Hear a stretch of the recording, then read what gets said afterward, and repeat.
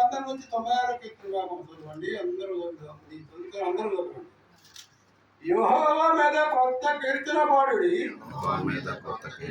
సర్వభూజనులారా యెహోవా మీద పాడుడి. యెహోవా మీద పాడుడి. ఆయన నామమును స్తుతించుడి. అనుదినము ఆయన రక్షణ సువార్తను ప్రకటించుడి. అన్య జనములలో ఆయన మహిమను ప్రచురించుడి.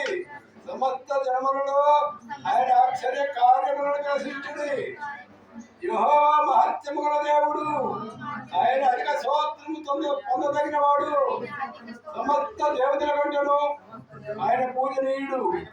జనముల దేవతలందరూ గుడ్డి విగ్రహములే. యెహోవా ఆకాశ విశాలమును సృజించిన వాడు. ఘనతా ప్రభావములు ఆయన సన్నిధిని ఉన్నవి. బల సౌందర్యములు ఆయన పరిశుద్ధ స్థలములో ఉన్నవి.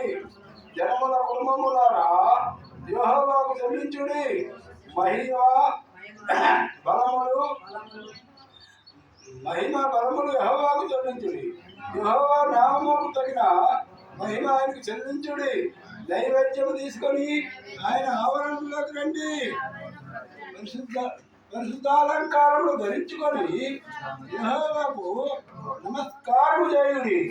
సర్వభూజనులారా ఆయన సన్నిధిని వణుకుడి. యెహోవా రాజ్యము చేయుచున్నాడు. లోకము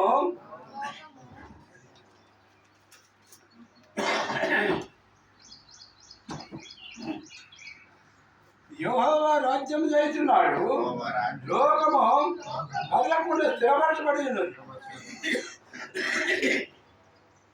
న్యాయమును బట్టి ఆయన జనములను మరి పాలన చేయును. ఈ వార్తను అన్య జనులలో ప్రకటించుడి.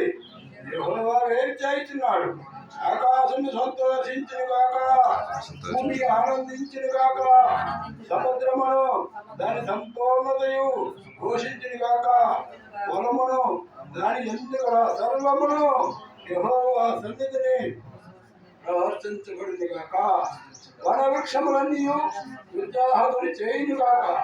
భూజనులకు తీర్పు తీర్చుటకై యెహోవా వేరు చేయుచున్నాడు. న్యాయమును బట్టి లోకములకు మన విశ్వాసమును బట్టి జనములకు